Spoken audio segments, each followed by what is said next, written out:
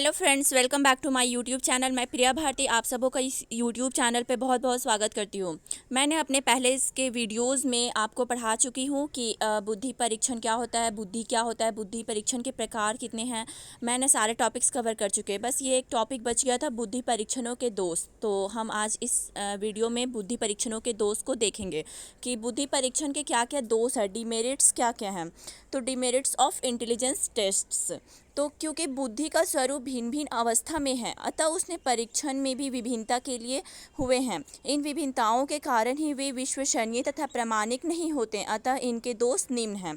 तो बुद्धि परीक्षण के भी दोष हैं, बहुत सारे दोष हैं, जिसे हम देखते हैं। पहला, विश्वसनीयता का अभाव, लैक ऑफ रिलायबिलिटी।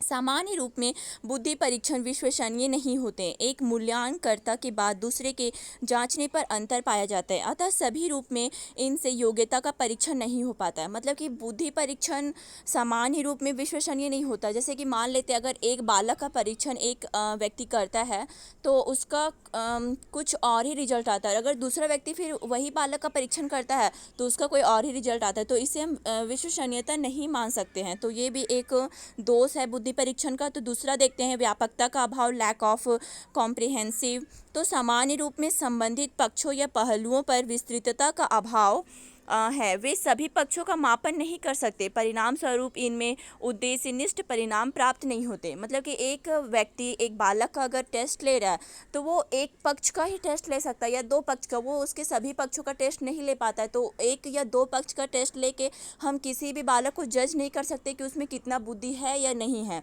तो ये भी एक दोष है बुद्धि परीक्षण का। तीसरा देखते हैं, प्रामाणिकता का अभाव, लैक ऑफ ऑथेंटिकेशन।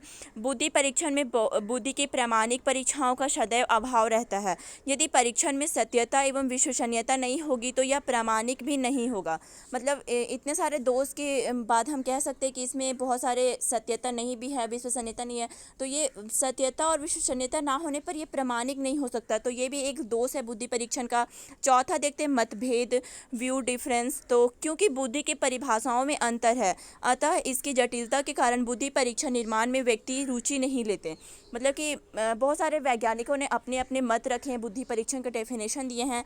तो अलग अलग व्यक्तियों द्वारा जांच करने पे, अलग अलग बुद्धि परीक्षण करने पे अलग अलग रिजल्ट आते हैं, तो हम इसे विश्वसनीयता नहीं मान सकते हैं। तो इसमें डिफरेंसेस आ जाते हैं। तो ये भी एक दोष है बुद्धि परीक्षण का। पांचवा देखते हैं, यंत्रों का अभाव, लैक ऑफ टूल्स।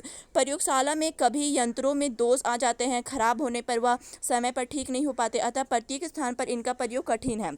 मतलब कि अगर बुद्धि परीक्षण प्रयोगशाला में कभी कभी ऐसा होता है कि यंत्रों में खराबी आ जाती है, कोई भी मशीन ख़राब हो जाता है, तो बुद्धि परीक्षण लेने टाइम फिर रुकावट पैदा होने लगता है। तो ये भी एक दोष मान सकते हैं हम बुद्धि परीक्षण का। तो इसमें प्रॉब्लम आ जाती है मशीनों के ख़राब होने पे, तो फिर टेस्ट अच्छे से नहीं हो पाता है बालकों का। तो ये एक प्रकार का दोष हो गया। अनुमान का प्रदर्शन, छठा देखते हैं, अनुमान का प्रदर्शन, एक्सिबिशन ऑफ गेस वर्क।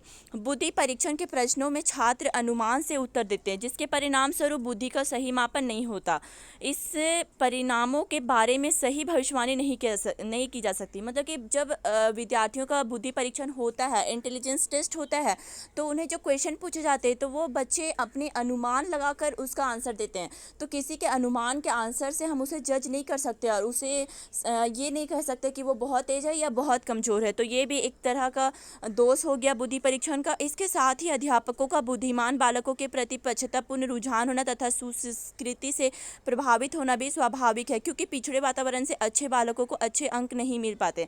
और इसमें यह भी एक दोष आता है कि अगर बुद्धि परीक्षण लिया जाता है तो कोई बच्चा बहुत अच्छा आंसर देता है और कोई बच्चा बहुत गंदा आंसर देता है। तो जो बच्चा अच्छा आंसर देता है, जो तेज साबित होता है, तो टीचर लोग उनके प्रति ज़्यादा अट्रैक्ट होते हैं, उन्हें ज़्यादा मानने लगते हैं, और पिछड़े हुए बच्चे, कमज़ोर बच्चों के प्रति ध्यान नहीं देते हैं। तो ये भी एक प्रकार का दोष हो गया बुद्धि परीक्षण का। तो हमने देखा कि बुद्धि परीक्षण के क्या क्या दोष हैं। अब हम थोड़ा सा देख लेते हैं बुद्धि परीक्षणों की उपयोगिता क्या है, यूटिलिटी ऑफ इंटेलिजेंस टेस्ट। तो बुद्धि परीक्षण की बहुत सारी उपयोगिताएं हैं। तो जैसे ज्ञान एक अर्जित शक्ति है, परंतु बुद्धि जन्मजात योग्यता है, जिसके द्वारा व्यक्ति किसी भी समस्या को हल करने के लिए यथासंभव साधनों को अपनी क्षमता के अनुसार जुटाता है तथा वातावरण के अनुकूल व्यवस्थित करता है। मतलब कि ज्ञान एक अर्जित शक्ति है, मतलब एक ज्ञान हम खुद से अर्जित करते हैं। लेकिन बुद्धि जन्मजात योग्यता है, ये जन्म से ही सभी के अंदर होता है, जिसके द्वारा व्यक्ति किसी भी समस्या को हल करने के लिए तथा संभव साधनों को अपनी क्षमता के अनुसार जुटाता तथा वातावरण के अनुकूल व्यवस्थित करता है। इस प्रकार जीवन में सफलता पाने एवं समस्याओं को भली भांति हल ढूंढने के लिए बुद्धि महत्वपूर्ण शक्ति है। बुद्धि के उपयोगों का हम निम्न आधारों पर वर्णन करेंगे। छात्र वर्गीकरण में इसका उपयोग होता है, हम स्टूडेंट क्लासिफिकेशन में, शैक्षणिक मार्गदर्शन में, एजुकेशनल गाइडेंस में। फिर तीसरा देखते हैं यौन भिन्नता में उपयोगी, यूजफुल इन सेक्स डिफरेंसेस। फिर चौथा देखते हैं छात्र चयन में उपयोगी, यूजफुल इन स्टूडेंट सेलेक्शन। फिर चौथा का बहुत सारे पार्ट हैं, जैसे कि छात्र चयन में उपयोगी, जैसे कि पहला ए देखते हैं प्रवेश एडमिशन में, बी देखते हैं छात्रवृत्ति, स्कॉलरशिप में, सी देखते हैं विशिष्ट योग्यता स्पेसिफिक एबिलिटी। फिफ्थ देखते हैं स्वयं का ज्ञान सेल्फ अंडरस्टैंडिंग।